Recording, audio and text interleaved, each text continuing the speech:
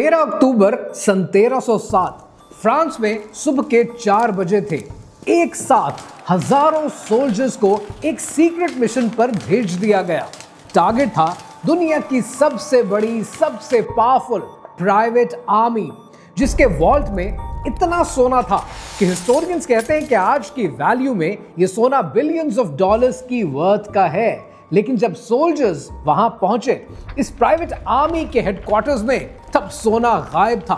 Gold gone, documents gone. Ships एक रात पहले ही सेल करके सब कुछ निकालकर जहाजों में डालकर ले जा चुकी थी। 700 साल हो चुके हैं, आज तक कोई नहीं जानता कि ये खजाना कहां गया। आपने हॉलीवुड की कई फिल्में देख रखी होंगी, खास तौर पर निकोलस केज की शोरा आफाक सीरीज नेशनल ट्रेजर आपने जरूर देखी होगी। वो नहीं देखी तो आपने डिविंची कोड देखी होगी। अगर वो भी आपने नहीं देखी तो आपने हैरिसन फोर्ड की द इंडियाना जोन्स सीरीज तो जरूर देखी होगी। इन तमाम मूवीज के अंदर एक खजाना दिखाया जाता है, खजाने की तलाश दिखाई जाती है और इसको पिक्चराइज किया गया है। आपने इस सब को फिक्शन समझकर छोड़ दिया, लेकिन ये फिक्शन नहीं, ये हकीकत थी। आज समझते हैं कि ये कहानी जो टेक्स्ट बुक में नहीं मिलती, ये कहानी क्या है, नाइट टेम्पलर्स कौन थे और 9 साल तक प्रेजेंट डे मस्जिद अल अक्सा के नीचे ये क्या तलाश करने की कोशिश करते रहे। इस पर वेस्टर्न थ्योरीज क्या कहती हैं और इस पर इस्लामिक पर्सपेक्टिव क्या है। क्या फ्री मेसन से इनका कनेक्शन प्रूवन है कि ये सिर्फ थ्योरीज हैं। और सबसे इंपॉर्टेंट सवाल कि क्या ये ग्रुप आज भी एग्जिस्ट करता है या नहीं। लेकिन एक वार्निंग, इस वीडियो के आखिर तक जाते जाते आप फ्राइडे द 13th को उस निगाह से मजीद नहीं देख पाएंगे जिस निगाह से आज ये दुनिया देखती है और उसे मनहूस समझती है। तो शुरू करते हैं उस रात से जब सब कुछ बदल गया। कहानी क्या है, आइए समझते हैं।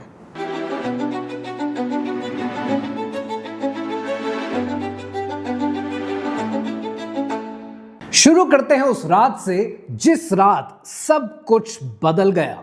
लेकिन उससे पहले एक सवाल कि फ्राइडे द 13th को पूरी दुनिया में मनहूस क्यों समझा जाता है। इसका जवाब है उस 700 साल पहले की रात में। हिस्टोरियन मैल्कम बाबर अपनी मशहूर किताब the trial of the Templars में लिखते हैं कि 12 अक्टूबर सन 1307 को किंग फिलिप IV ने पूरे फ्रांस में सील्ड एनवेलप्स भिजवाए। हर लेटर के ऊपर लिखा था सुबह के 4 बजे खोलना। कोई नहीं जानता था कि इसके अंदर क्या है, लेकिन ऑर्डर्स क्लियर थे। वक्त से पहले खोलने की कोशिश भी की तो उसकी सजा मौत है। 13 अक्टूबर सन 1307 सुबह के 4 बजे जब लेटर्स खुले तो उसके अंदर खून से लिखा हुआ एक हुक्म मिला, arrest every templar, seize everything and show no mercy. एक साथ एक ही सुबह पूरे फ्रांस में हजारों नाइट्स को अरेस्ट कर लिया गया। हिस्टोरियन डैन जोन्स अपनी किताब द टेम्पलर्स में लिखते हैं कि यह ऑपरेशन इतना सीक्रेट था कि कोई सोल्जर खुद नहीं जानता था कि वो किसके खिलाफ जा रहा है जब तक के ऑर्डर्स नहीं खुले। पर सवाल यह है कि टारगेट कौन था। एक ऐसी ताकत जो यूरोप के तमाम बादशाहों से ज्यादा पावरफुल थी, जो पोप के डायरेक्ट अंडर थी। कोई बादशाह इन्हें ऑर्डर नहीं दे सकता था और जिनकी एस्टिमेटेड वेल्थ आज के बिलियंस ऑफ डॉलर्स के बराबर है। और रिजल्ट, हिस्ट्री का सबसे बड़ा मैन हंट शुरू हुआ और एक राज पैदा हुआ जो 700 साल में भी सॉल्व नहीं हो सका।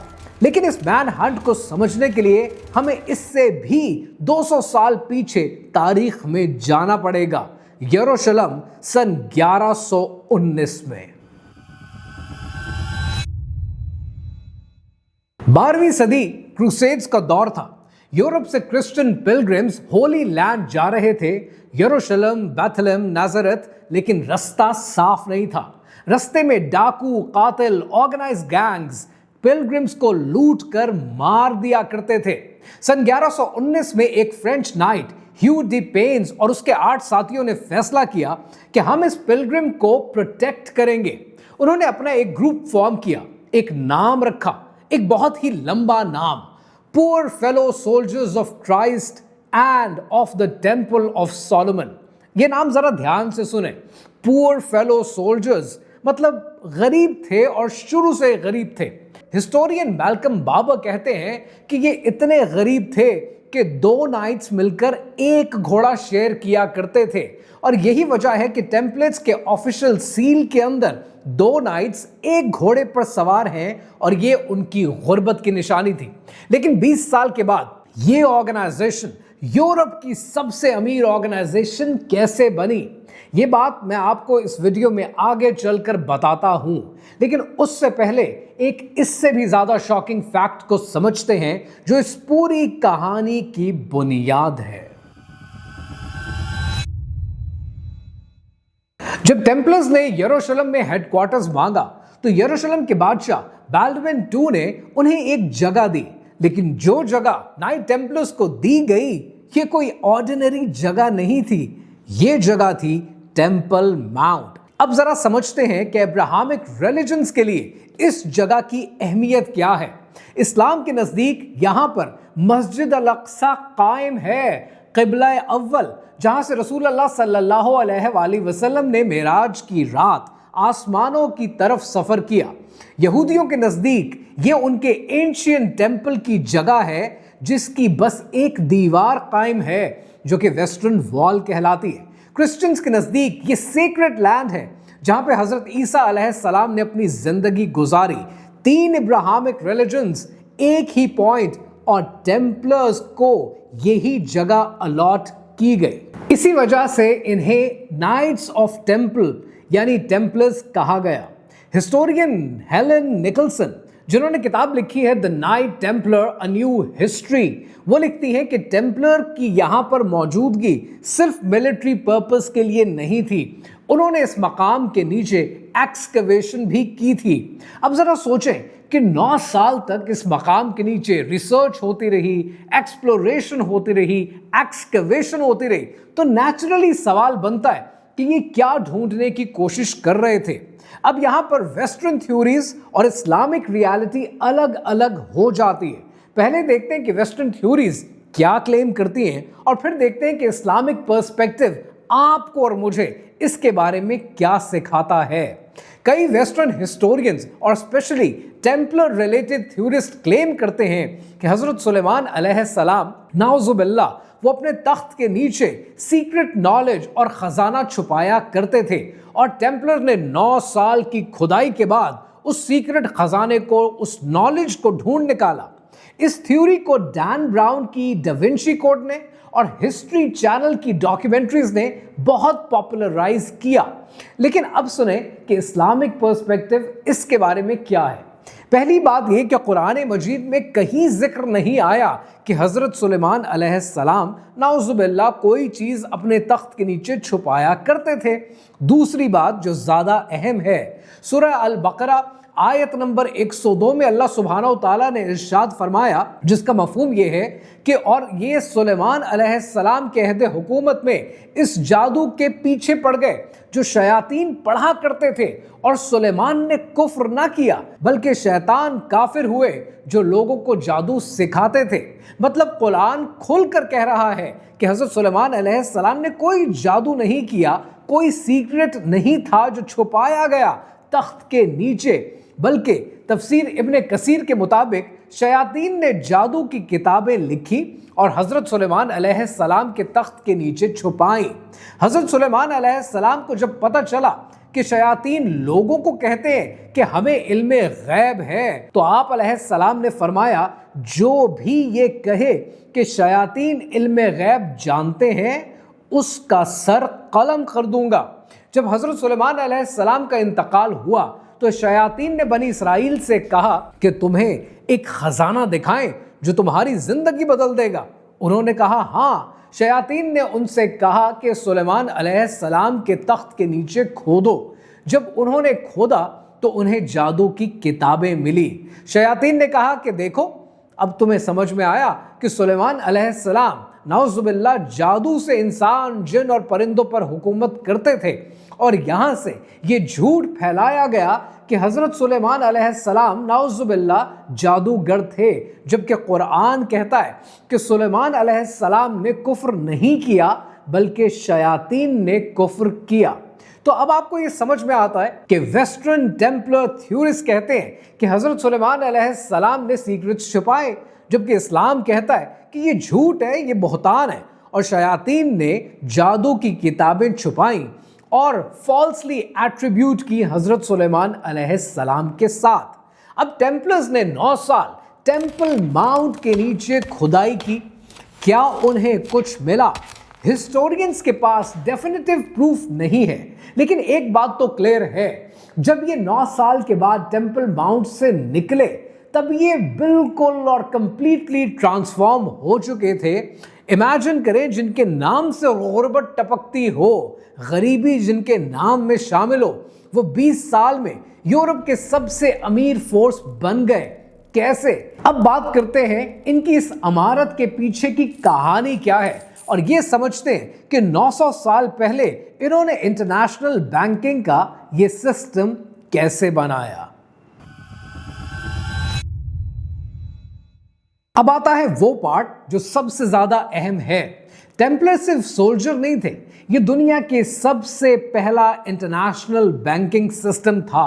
पर इनका सिस्टम काम कैसे करता था, पहले ये समझते हैं। स्टेप 1, आप यूरोप में रहते, आप यूरोप में किसी भी टेम्पलर कमांड्री के अंदर गए, वहां पर आपने स्टेप 2 अपना पैसा जमा कराया। स्टेप 3, उन्होंने आपको एक कोडेड रिसीट दी, इनक्रिप्टेड डॉक्यूमेंट। स्टेप 4, आप होली लैंड पहुंचे, यरूशलेम एकड़, जो भी टेम्पलर की लोकेशन वहां पर मौजूद थी, आप उनके पास गए। और स्टेप 5, वो रसीद दिखाई, अपना पैसा आपको वापस मिल गया। अब यहां पर जीरो रिस्क ऑफ रॉबरी है, जीरो चांस ऑफ लूटिंग है, और तमाम रास्ता आपके लिए सेफ है। यानी ये एटीएम का कॉन्सेप्ट 900 साल पहले ये इंट्रोड्यूस करते हैं, ये लेकर आते हैं। हिस्टोरियन हेलन निकलसन कहती हैं कि टेम्पलर ने इंटरेस्ट भी चार्ज किया, लेकिन डायरेक्टली नहीं किया क्योंकि चर्च के अंडर थे तो इंटरेस्ट हराम समझा जाता है। लेकिन सर्विस चार्जेस और डोनेशन के नाम पर बैंकिंग का फुल सिस्टम चलाना शुरू कर दिया, और उसका रिजल्ट 20 साल में टेम्पलर के पास कितना पैसा आ गया। सोना जिसकी एग्जैक्ट वैल्यू तो कोई नहीं जानता, लेकिन मैसिव अमाउंट्स आ गई। कैसल्स उनके पास इतने आ गए कि उस जमाने में यूरोप के अंदर 870 प्रॉपर्टीज, किले इनके थे, according to the historian Barber. और इनकी आर्मी अप्रोक्सीमेटली 15,000 से 20,000 फौजियों पर मुश्तमिल थी। इनके पास समंदर का अपना फ्लीट मौजूद था, अपना एक सिस्टम मौजूद था। और सबसे इंपॉर्टेंट बात, टेम्पलर्स डायरेक्टली पोप के अंडर थे। कोई बादशाह इन्हें ऑर्डर्स नहीं दे सकता था। According to papal bull Omne Datum Optimum, जो कि 1139 में लिखी गई थी, पोप इनोसेंट II ने टेम्पलर्स को तमाम लोकल अथॉरिटीज से आजाद कर दिया। जरा सोचिए, एक प्राइवेट आर्मी जिसे कोई लोकल गवर्नमेंट कंट्रोल ना करती हो, जिसके पास अपना बैंकिंग का सिस्टम हो, अपनी नेवी हो, अपने कैसल्स हो। अब जरा सोचें कि उस दौर के बादशाहों को कैसा लगता होगा। फ्रांस सन 1306, किंग फिलिप IV, जिसको फिलिप द फेयर भी कहते हैं, लेकिन फेयर शायद वो सिर्फ नाम की या शक्ल की हद तक था, कामों में और इंटेंशन में फेयर नहीं था। हिस्टोरियन मैल्कम बाबर के मुताबिक फिलिप IV हेविली इन डेट था, बहुत ज्यादा कर्जा चढ़ा हुआ था। इंग्लैंड के साथ रेगुलर बेसिस पे उसकी जंगें रहती थी, फ्लेमिश रिबेलियन को डील किया था, लेकिन ट्रेजरी खाली, खजाना खाली। और खजाना जब खाली था, उसके ऊपर कर्जा भी चढ़ा हुआ था। और ये कर्जा किसका था जो उसने अदा करना था? ये कर्जा था नाइट टेम्पलर्स का।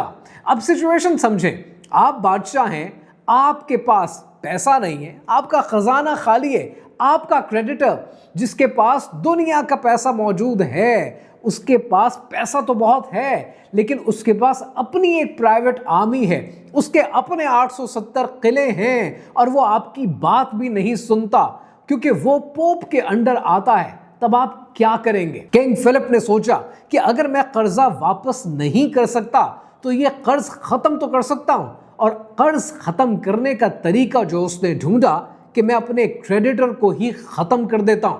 लेकिन ओपनली अटैक करना इम्पॉसिबल था क्योंकि टेम्पलर्स के पास ट्रेन्ड वॉरियर्स थे, पब्लिक में रिस्पेक्ट थी, चर्च की बैकिंग, चर्च की प्रोटेक्शन थी।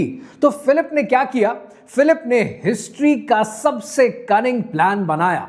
उसने पोप क्लेमेंट V को प्रेशर किया और वो वैसे भी फिलिप का एक पपेट था फ्रेंच पॉलिटिक्स की वजह से।